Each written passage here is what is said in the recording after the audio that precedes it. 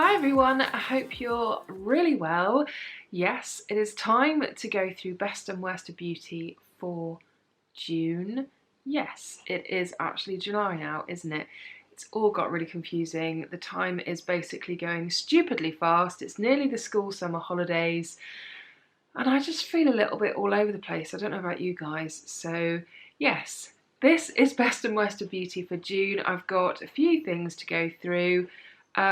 Most of which are good. There's only one product that I really don't like very much. So let's crack on and see what I was using in June, what will I continue to use, and what will I not be using ever again, probably. First things first, before we get into this, I just have to say up front, apologies if I keep having to stop and start or whether the editing looks a bit weird, but apparently everyone around here who has a dog just lets them bark. And there's a dog in particular that's having a bit of a barky moment. So if I keep having to stop because the dog is barking and I'll try and cut it out in the edit because it's quite annoying, then that explains that. Anyway, let's crack on into what I've got to show you. I'm not going to go in any particular order, I think. I'm just going to go for these first. Now, a lot of you are going to know how much I love this. I have mentioned this shower gel many times, and it got to the point where I'd run out and I couldn't get my hands on it, and it was just awful. It was a hard time in my life. But then Waitrose had it back on offer again. That's where I picked it up originally. I think it had a third off or something. It's hovering around £6 normally, whereas at the moment it's more hovering around like £4, I think. And this is the Dr. Salt's Dead Sea Bath and Shower Gel, and this is the Relax one with rose. Now, you guys know how much I love this stuff. We're not here to talk about this one. I just want to give you context to the fact that I have now picked up a different one that they do. So this is the Recharge and Stimulate one with black pepper. And I was really curious to see what this one would be like in comparison. So whereas the rose one I much prefer to use in the evening because the rose is a very relaxing scent. It just kind of puts you in a really nice frame of mind for relaxing and going to bed. This is much better for in the morning. So very happy about that. And this is supposed to be quite stimulating. And it was a bit of a gamble because I thought, I am not sure if I am really going to like this. It's actually a really nice scent. You can smell the black pepper in there, but there's kind of like a earthy, warm spiciness to it as well, which the kind of thing that I imagine when I smell this is walking into a spa, but like maybe a more manly spa. It's not over manly in scent, that would really put you off, but it's just got that kind of manly, spicy quality to it. But it's totally gorgeous. I love it. Oh, I really like this one. So I'm really happy to have both of those in my life now because I've got one that would suit me for the morning, one that would suit me for the evening, and the way the weather has been lately, I have actually been having 2 showers a day. But to be fair, in my defence, we do actually have low flow showers here. That was a mouthful. So they don't tend to chuck out a ton of water anyway. That's my excuse, and I've seen our water consumption since we've been here and it's not crazy, so I think I can live with that. I think in fact it's probably the same as our water consumption back at my mum's place, so I'm really happy with that. But yeah, really like this. If you prefer a scent that's a bit more warm and spicy but not too much, it's just the right amount. It's quite a sophisticated spicy smell. You know how some can almost give you like an instant headache? This does not do that. It just smells like a lovely sexy man going to the spa, apparently. but not too manly, because I use it and I'm quite happy with that. Next, I have this mascara from Eyeko, and this is the Lash Alert Wake Up and Go mascara. It's the one that's got a fibre enhancing formula, so it actually adds fibres to your lashes and supposedly makes them look longer and stuff. Well, it's what I've got on my lashes today, and it's okay. I think I used this in a segment of, it wasn't a get ready with me, I think it was a segment of what will be my highlights video for June, which I haven't actually edited yet, which I do need to because there's a lot of footage. So if you want to see this in action, it will be in my highlights video. It's okay. I mean, this was free, I think, from me buying other stuff from Eyeko. I got it for free because I'd run out of brow gel. I need to get some more. It's got a slightly curved wand to it. The formula is really nice. The formula feels very thick and luxurious and creamy. It dries down fairly quickly, so you can't mess around for too long. And it is waterproof, so it's great for not smudging too much, and that's something I was definitely looking for. I needed it in my life. And yeah, like I said, it says it's a fibre enhanced formula infused with caffeine, arginine, is it, and biotinol peptide to stimulate lash growth. I've not really been using it long enough to have noticed any of that.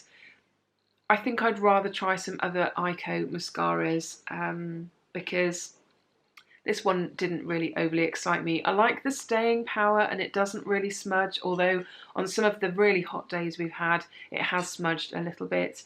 But it's a bit of a faff to work with, so not a massive fan of that one. Probably wouldn't pick that one up again. I'm going to try some of the other Eyeko ones instead. We may as well get the product out of the way that I really don't like, and I am so disappointed about this because if you guys follow me on Facebook, then you'll know a little while ago I'd run out of my Coty Airspun powder, and I said to Facebook, what should I get? Should I get it again? Should I get something different? You know, I was open to suggestions, and the other option that I was weighing up was this powder here, which is super well known. This is the RCMA No Colour powder, which I've wanted to try for the longest time because of how much people rave about it. It's unusual packaging. It's a bit tricky to use because you literally get this flip top and then you're just kind of like, what am I supposed to do with that now? Should I just kind of chuck it all over my face? It's a bit of a strange one. What I was having to do was use the lid of my Coty Airspun and put it in there because these holes are big. You get a lot of powder come out. You do get a lot of product in here. It's 3 ounces. Not sure what that equates to, but it is a lot. And a lot of people love using this for baking, for setting their faces, all that kind of stuff. It's super duper fine milled, which I definitely did notice the difference with other powders that I've used. It just feels like the finest texture powder ever that you're putting on your face. So when you're actually putting it on, it feels amazing. But I do have a very shiny situation that I need to control, and unfortunately it's no good. It really is not good when it comes to shine control, and I was really surprised because I'd read some reviews where people were saying that it was really good. So I don't know what that's all about, but I'm very disappointed. I mean, I did say back in the intro that I might not ever use it again. I probably will, to be fair. It was fairly inexpensive. It was maybe a little bit more than what I can pick up Coty Airspun for, but there's a lot of product left in there. I might try mixing it with Coty Airspun just to see what that does, whether it does anything exciting or they help each other out or something, I don't know. But it won't go to waste. I think I'm just a bit more gutted about it than I would like to be, really. In terms of it saying it's no colour, now, I have watched other reviews because before I bought this, I watched other reviews just to see it in action and what people thought.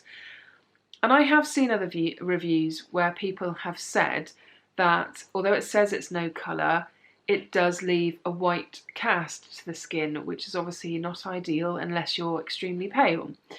And some of the videos I saw were pretty shocking with like how bad it was and how bad the flashback was.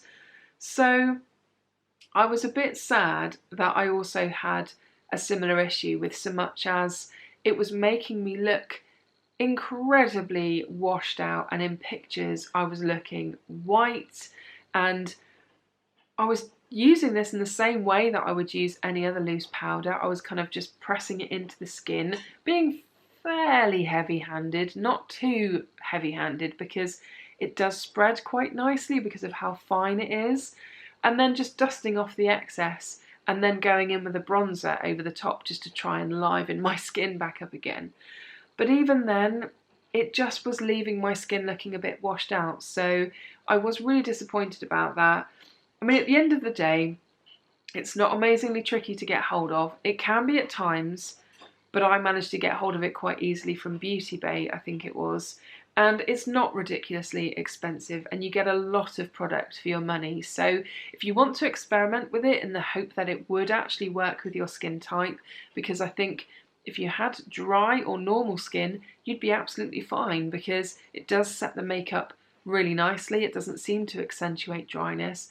The major issue I have with this, unfortunately, is the oily situation, and that is the bane of my life, basically. So it's really sad, but basically after using this for about a week and it being just unreliable, particularly with how hot it's been lately, I have repurchased a pot of Coty Airspun. So I'm in a happy place. I'm in a non-shiny place as much as I can be in this weather. So yeah, I might have a go at mixing them together and just see what happens. Next up, I've got a product that I absolutely love, and I think I've been sat on this for a little while because I managed to pick up, and I don't know how, I think I just randomly saw something on Facebook once and leapt on it. It was an offer to get like a whole beauty regime from this company, and I knew that they were quite a pricey company, so like I said, I leapt on it. I did not hang around. And the company in question is Aurelia Probiotic Skincare. I have used stuff of theirs before, which I've mentioned on the channel. I've used their cleanser, their cream cleanser, which I'm not a massive fan of cream cleansers anyway, but I have used that one. They've got their refining polish. I can't remember what it's called, but I've definitely mentioned that one before. The one that's kind of like an oily, balmy, gritty thing. That's quite nice as well. Well, what I now have in my hand is a pot of night cream, and it's a pretty generous pot considering I think I only paid shipping for this like whole beauty regimen that they sent me, which has got the equivalent size of this in a day cream as well, which I have been trying. I'm trying to force my skin to accept it, but unfortunately I just go mega oily. So for me, moisturiser and selecting the right one to use is of paramount importance. So it is a bit gutting, but I have still been powering through and using it on days where I'm not too worried about what my skin's going to be doing. But this night cream, we just need to talk about this for a minute. So this is their Cell Revitalise Night Moisturiser. There's actually 20 ml in here, which is a good amount, and it just says at night apply cream with fingertips to face, neck and décolletage, massage to boost circulation and achieve the ultimate radiant glow. And it also goes on to say this nourishing, clinically advanced night cream fuses probiotic and peptide technologies with plant and flower essences to hydrate and soothe dull and dehydrated skin, promoting a luminous and dewy glow whilst helping prevent skin aging.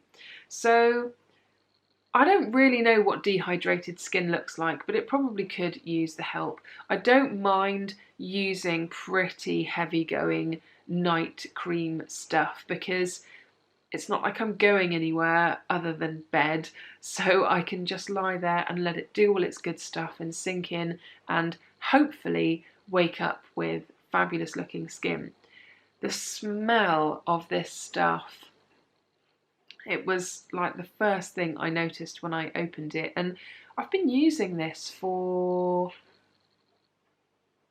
a good couple of weeks and there's still a lot left in there because you don't really need that much because it is quite rich, and I just kind of dab it around and then massage it in, make sure I come down as low as I can.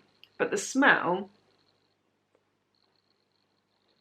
any of you that are familiar with products from Lush will recognise the scent of this in an instant. It's a scent that isn't just reminiscent of something from Lush, it basically smells identical. And the reason why I know this is because it was one of my favourite products from Lush, but it's very expensive. Oh, that's so good. And it's their gorgeous moisturiser. Now, to my nose, it smells quite orangey, which is a bit of a weird scent to be putting on your face at night. What they claim is in here, and I don't think it actually says on any of this at all. No, it doesn't. I'm sure they mention rose and lavender as being in here, and it doesn't smell like either of those things to me.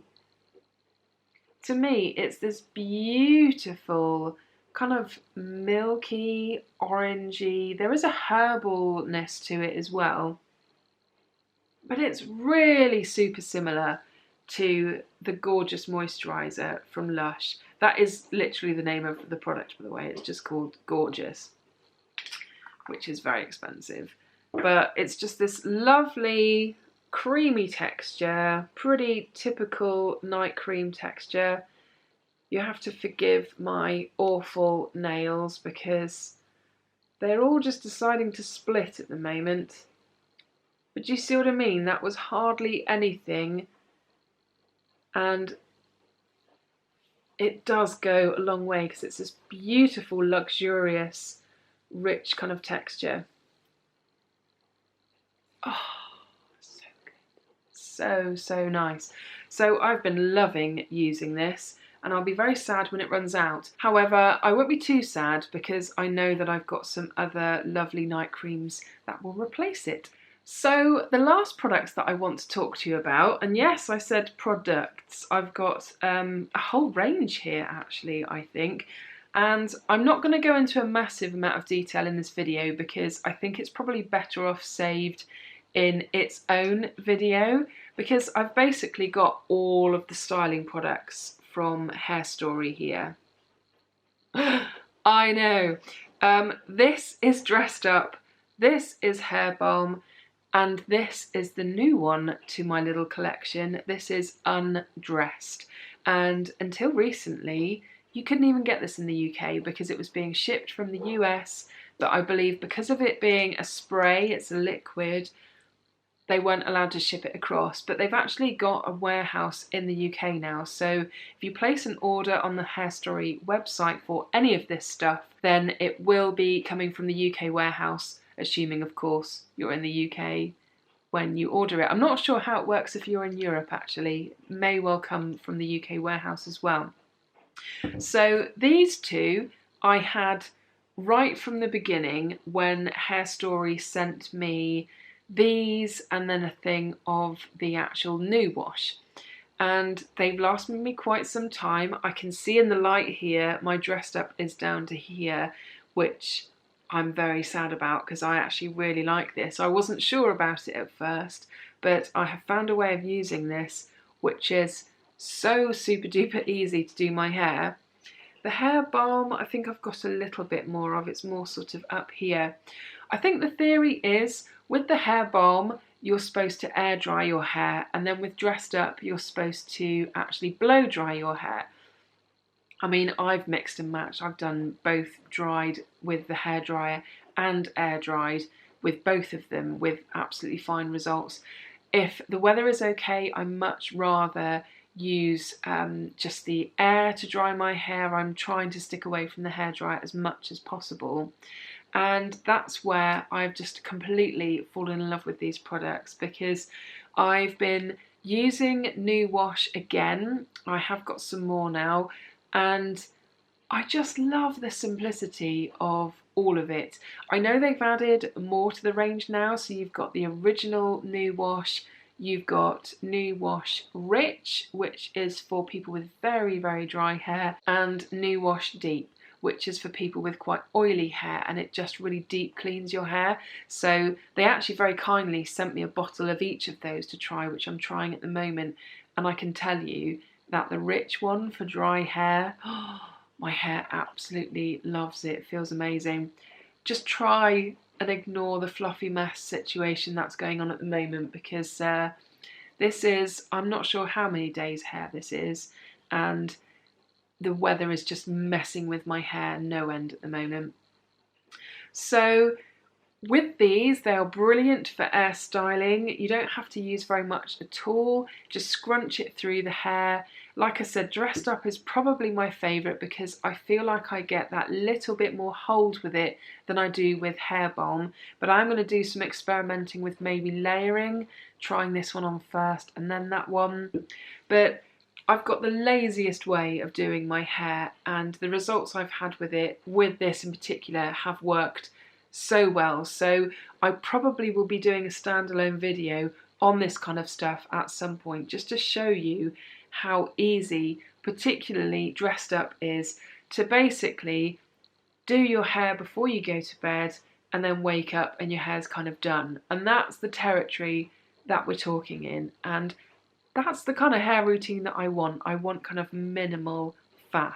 Just to very briefly talk about Undressed, because I've not had it very long, so it would be unfair to go into too much detail because I've not really experimented with it a lot.